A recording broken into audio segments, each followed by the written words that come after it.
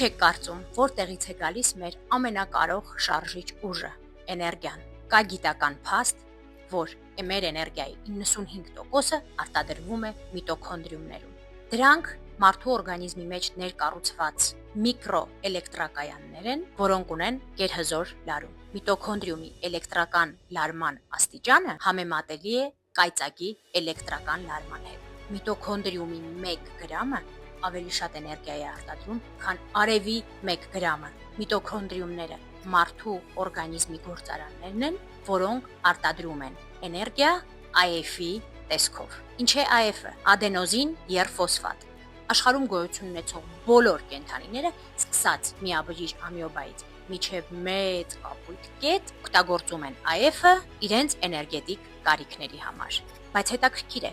ինչպես է առաջացել միտոքոնդրիումը։ Միլիոնավոր տարիներ առաջ մեր բջիջների նախնիները կլանել են ազատ ապրող մի բակտերիա, առաջացնելով սիմբիոզ, համակեցություն։ Բակտերիան ապահովել է բջիջի կենսագործունեության համար անհրաժեշտ էներգիան, իսկ բջիջը ապահովել է բակտերիայի անվտանգությունը եւ միջավայրը։ Ժամանակի ընթացքում բակտերիան ամբողջովին ինտեգրվել է բջիջի մեջ եւ վերածվել է միտոքոնդրիում։ Սա վստահաբար էվոլյուցիայի ընթացքում տեղի ունեցած ամենակարևոր միավորումն է։ Թե ձեզ այս նյութը հետաքրքիր էր, դրեք լայք,